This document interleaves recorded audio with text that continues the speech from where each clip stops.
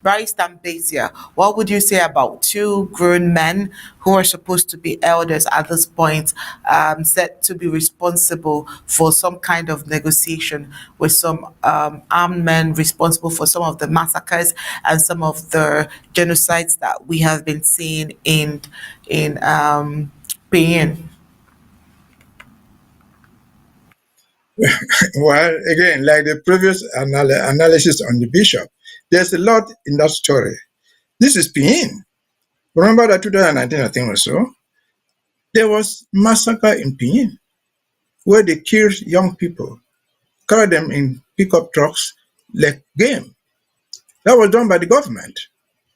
And there have been other massacres in Pinyin. So the Pinyin is a traumatized community. They are traumatized. Maybe they are just trying to regain their lives.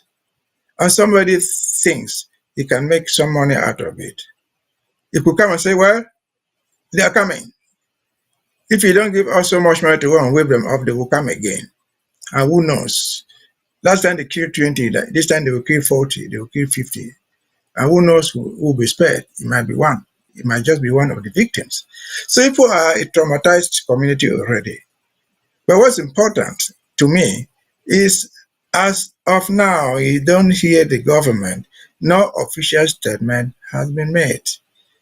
Could it be a repeat of what happened when those children were shot down and killed? Have there ever been investigations on those ones? No. They were done by who? But the government, they didn't even deny. They killed them. Who knows? This is a very volatile moment in Cameroon, and most particularly in Bamenda. They might be coming again. So those elders might be doing the right thing.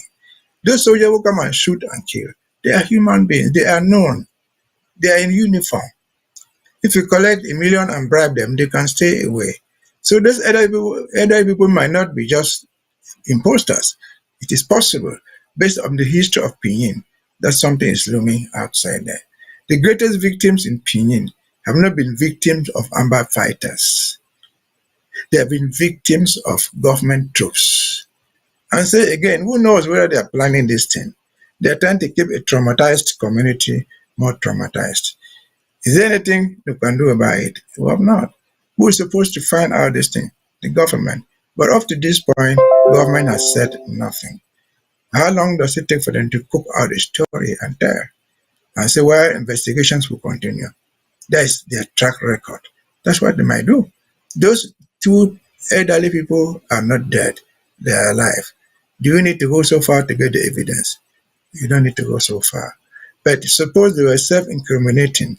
They were incriminating the authorities that be. Do you believe in your honest mind that they will come out with a statement to say about these elderly people caught trying to manipulate the population? I'm very careful about where they were trying to manipulate, or they were trying to inform the population in advance to avert and awaiting and a terrible Ramadan would befall them, like it befell them many other years before. Those are all possibilities.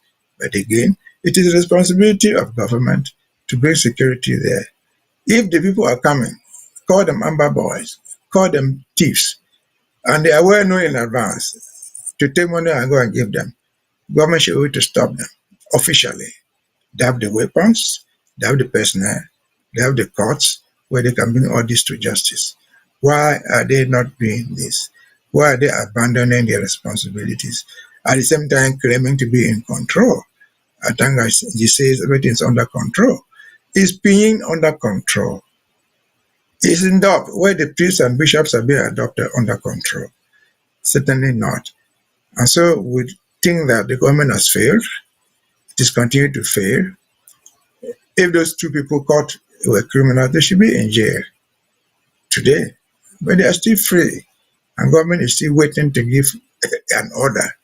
Either this government is the one of Paul Tangaji through its prefect, or the government of the state council living right there, or the procureur or the magistrate living right there, or the chief of police, or the commanders of multiple forces, the B, the gendarme, and so on, all in that area trying to bring security, but being by just the threat of some rascals coming to town. You must read a lot into this. I think there's pretentiousness. If there's not pretentiousness, there's evidence of total failure of law and order. in Pinyin, in Amazonia, and perhaps in Cameroon. Over to you.